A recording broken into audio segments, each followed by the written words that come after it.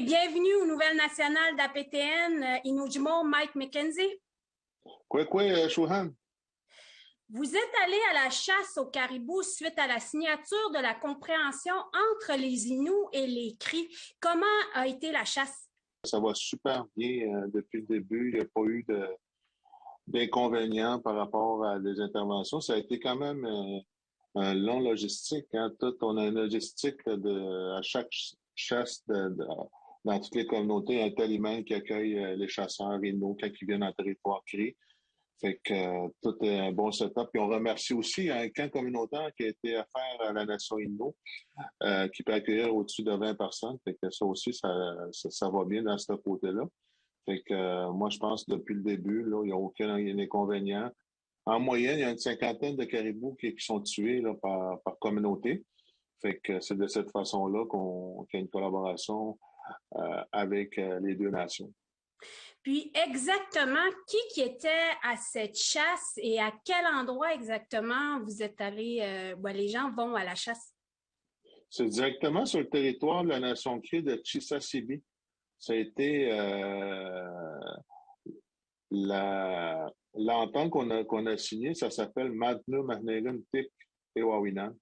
C'est une compréhension commune traditionnelle là, des Cris. Fait que c'est beaucoup dans le territoire de la nation Cri. Fait qu'il y a eu beaucoup de discussions là, avant d'arriver à l'entente. Là, ça fait quand même une dizaine d'années qu'on discute d'avoir une entente de partage. On n'aime pas ça appeler une entente, c'est plus c'est un échange commun de la souveraineté alimentaire qu'on a entre les deux nations. Ça a toujours été le cas. Là.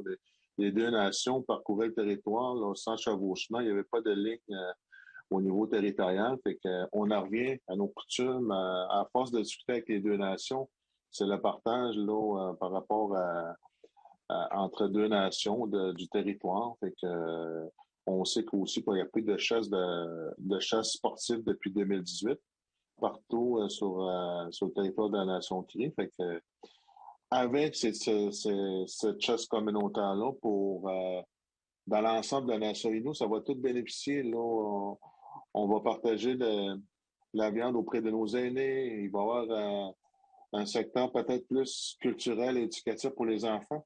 On va faire de la graisse de caribou dans nos écoles. On va dépecer le caribou peut-être devant les jeunes, même au niveau des adultes dans chaque communauté.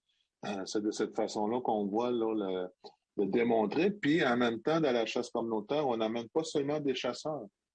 On amène aussi des jeunes pour apprendre aussi, ça prend une relève au niveau d'une chasse. Fait que, il y a beaucoup dans nos équipes, les capitaines de chaque équipe sont quand même des personnes qui ont beaucoup d'expérience.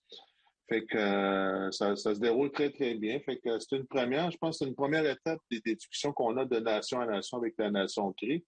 Puis on parle beaucoup là dans les années futures avec la grande chef puis les chefs des Cris, c'est qu'on parle beaucoup aussi des chevauchements territoriaux qui existent. Fait que ça va être une deuxième étape peut-être avec des discussions qu'on a, l'approche qu'on a depuis quelques années avec les Cris, qu'on essaie de travailler en étroite collaboration des deux nations. Fait que c'est un point important, je pense. Là, ça a été historique le 24 janvier 2022.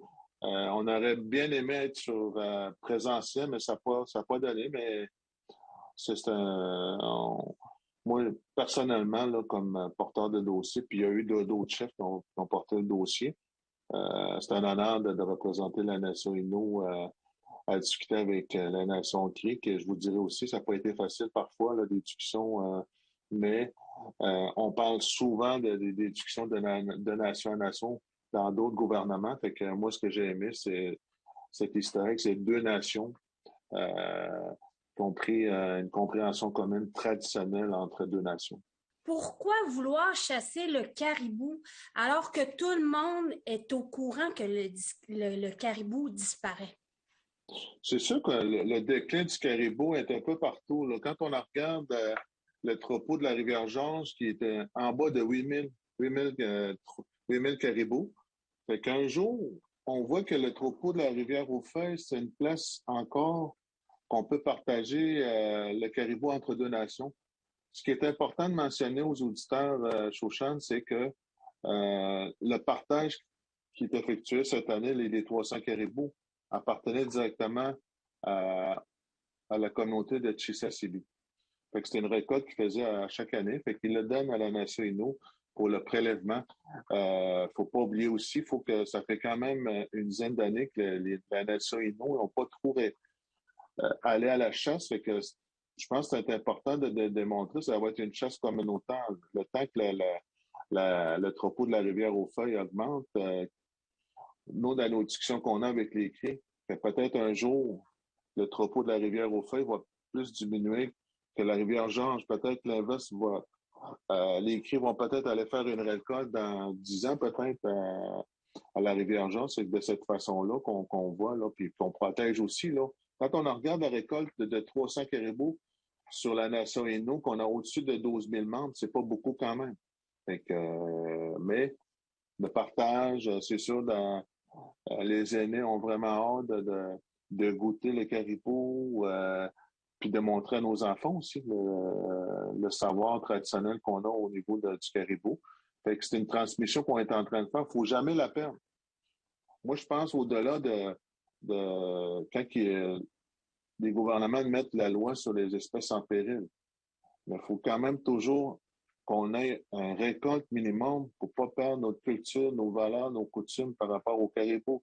Ça fait tellement des années millénaires qu'on vit du caribou. Ça, c'est important aussi de bien mentionner à nos populations respectives. Puis l'objectif aussi dans les prochaines années, on voit beaucoup que l'espèce est en péril. On parle beaucoup du caribou forestier. Dans l'approche qu'on a eue, la compréhension commune qu'on a signée, il y a 2 points qu'on a mis sur la table.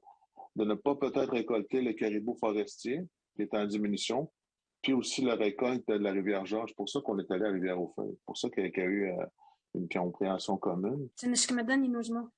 Tsinishkimadan